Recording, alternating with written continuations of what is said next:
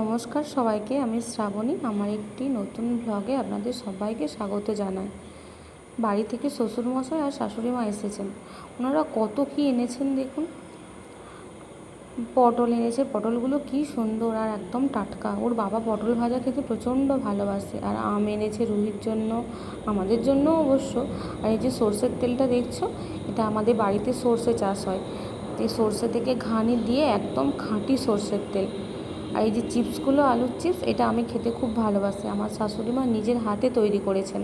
আর আলুগুলো স্টোর থেকে বেরিয়েছে, তাই কত আলু এনেছে। আর এই যে তার পরের দিন দুপুরবেলা বাবা মা ভাত খেয়ে দিয়েই বেরিয়ে যাচ্ছেন, কারণ রবিবার ছিল পূর্ণিমা। আমাদের বাড়িতে না একটা মহাপ্রভুর মন্দির আছে, সেখানে চিঁড়ে প্রসাদ দেওয়া হয়।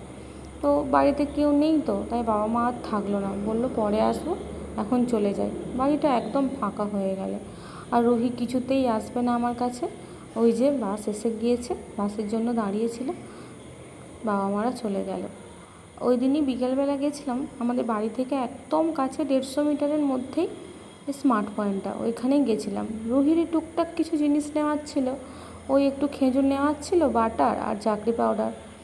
ওকে আমি চিঁড়ের সাথে খেজুর খাওয়াই তো সকালবেলা, খেজুরটা একদম শেষ হয়ে গিয়েছিলো, তাই ওটাই বিশেষ করে নিতে গেছিলাম। আর যখন গেছি চাকরি পাউডার আর বাটারটাও নেওয়ার ছিল, কিন্তু বাটারটা নেওয়া হয়নি। আর ওর বাবা চাকরি পাউডারটা দেখছিল আর আমাকে বলছিল দেখো কোনটা নেবে। তেলগুলোর যা দাম বেড়েছে, তো এটা দেখছিল, কিন্তু বললো এটার এক্সপায়ারি ডেট 2-3 মাসের মধ্যেই, তাই এটা আর নেওয়া হলো না।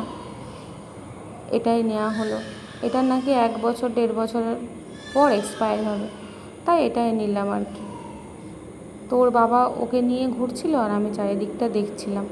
তো আমার ভিডিওটা কেমন লাগলো কমেন্ট করে জানিও। ভালো লাগলে চ্যানেলটাকে সাবস্ক্রাইব করে দিও।